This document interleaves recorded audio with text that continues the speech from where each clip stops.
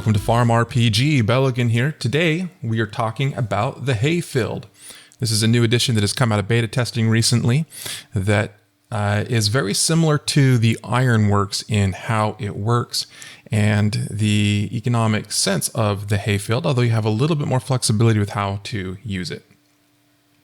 So the Hayfield becomes available at level 30 crafting, and like the Ironworks, it also costs 2.5 million silver to build. Now what the Hayfield does is it only produces one thing, and that is straw, and it does so at a rate per an hour similar to how iron does in Ironworks. It doesn't have a secondary item like nails out of the Ironworks. Now, straw is valuable in and of itself because you can sell straw for 150 silver each. So that alone is 3x the cost of what iron costs. So if you're calculating savings versus what you can actually sell and make off of hay, it's going to make the Hayfield pay off just a little bit faster. But you can also use straw to craft nets, which is useful for fishing. And that can help if you don't particularly enjoy the fishing game and you want lots of nets to help capture those rare items, like the rune stones or the magic conch shell, or the toy boat that drops, or cogwheels, sorry. Things like that drop. Toy boat's another one of those out of fishing locations. You can use nets to help you acquire those items, but you can also use it just to get fish to sell. So we've got another lovely spreadsheet to dig into the economics of the Hayfield and see where it pays off. And you're going to see a lot of this really mirrors what we saw in the Ironworks. So the way I have this set up, we've got the number of upgrades and the cost per upgrade, how much hay per hour you get. Now, again, it produces these every 10 minutes, but I rounded these off to an hour because it makes it easy. I've added a few extra columns here. I've equated how many nets per hour can you get out of all of that straw. So you need 12 straw per net because it takes 2 straw to make twine, and you need 3 twine per rope, and you need 2 ropes per net. Now, additionally, you're going to need a wood. You're still going to have to explore to get to make a net, and you're also going to need an antler. So the wood is used when making straw into twine, and then you need an antler and some iron to go from ropes to nets. So if you look at the total cost of crafting plus the iron to buy, you're going to pay 460 silver for those items to craft the net. And you have to explore to find the wood and the antlers. And then the straw you can get either through here or through exploring as well. So we have a field that tells us how many nets per hour we're going to be able to build. We have the value of that hay per hour. So that's just how much hay times 150 each, because you can sell that straw. I'm saying hay, but it's straw for 150 silver for each piece. And we've got a field to tell us how many hours it's going to take us to recuperate the cost of what we spent. Now, this is including the 2.5 million initial build fee plus all of your upgrades accumulated together. How many hours. We've also done that by the number of days. And so just to dig into this, where we find the minimum, it's really the exact same point where we were with the Ironworks, where after 21 days or after 21 upgrades, that's your sweet spot of when you're going to pay this off the fastest if you're just selling the straw. And I mentioned it was going to be faster than Ironworks. So at 21 upgrades, you're going to pay it off in roughly 10 and a half days.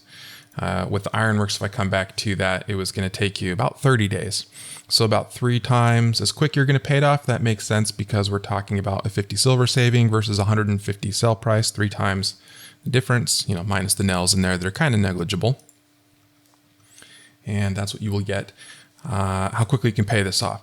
So the Hayfield is a very good investment, even if you're not going to make nets. If all you are going to do is sell everything, still a really good investment to make. 10 and a half days to pay that off is not that long. Now, how much should you actually build? Well, that's kind of up to you. I went crazy because I love straw, and I came down here on my account. I did this 1 million silver upgrade to get 600 per hour, and I've got about a 1,300 inventory now. So this deal fills up in just over 2 hours, and I end up selling most of this hay because I don't have that much time to craft that many nets. So it's going to take me about a month to pay it off if I can sell all of my straw every other hour, which doesn't happen. So it's going to take me longer. That's where I'm at. But here's kind of your sweet spot right around here. 21 upgrades, 132 hay per hour. That could net you 11 nets per hour if you're making nets out of it. If you were to sell that every hour, it's just under 20,000 silver, and you pay it off in 10.563 days. And from there, it starts to go back up again. The other thing I wanted to do is figure out if you don't make nets, or if you don't sell the straw, but you make nets, how much do you have to get equivalent value on per catch? So when you throw a net with all of your upgrades, the assumption we're making is you have the upgrade to catch 15 fish per net.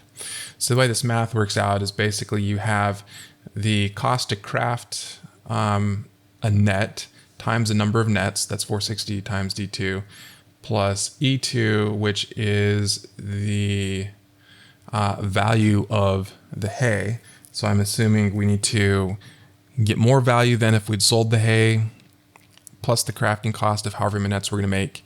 And that's going to be divided by the number of fish that we catch times the number of nets that we make. Things cancel out and we ended up with a consistent number here. No matter how many upgrades you have, and this makes sense because you're looking at the silver selling price, and that goes up linearly. This isn't including the cost because we're not looking at payback time. Comes out about 150.6 silver per fish caught on average to make it more worth it to make nets as opposed to just selling the straw. Now there's other things you can sell. You can sell twine, which is the same selling price as straw, but you don't want to do that because you're spending 2 straw to make a twine plus the crafting cost of 10 silver. So obviously that's worse. And then rope and nets, I don't believe you can sell. Oh no, I'm changing my formula in here. That's not what I wanted to do.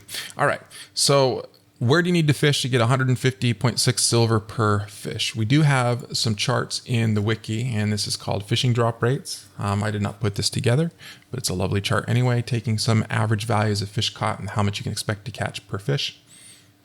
In the small pond, you can expect about 23 silver per fish. Forest pond, we're looking actually a little bit lower than that, 19 per fish. Lake Tempest, that jumps up to 55.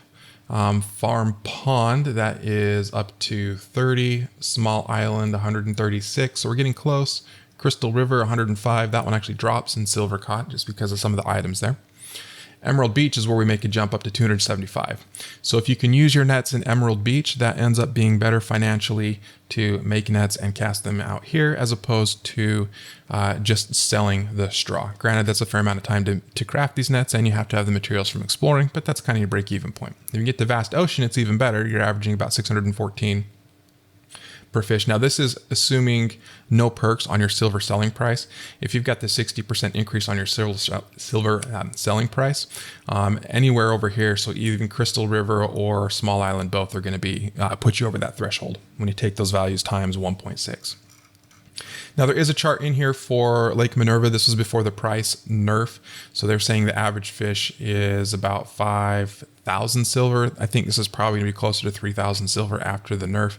But obviously this is drastically more, even with the nerf, than what you'd average in the Vast Ocean, and significantly more silver than you'd get just from selling the straw. So there pretty much you have it. If you've got the perks and you've got the time, anywhere from Small Island and on, it's better to use nets than sell your straw. You just got to factor in that exploring time to get antlers and wood from your farm forest.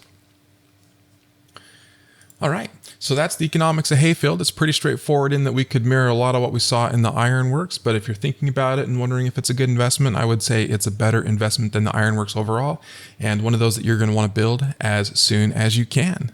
So hopefully that was useful for you guys. As always, thanks for watching.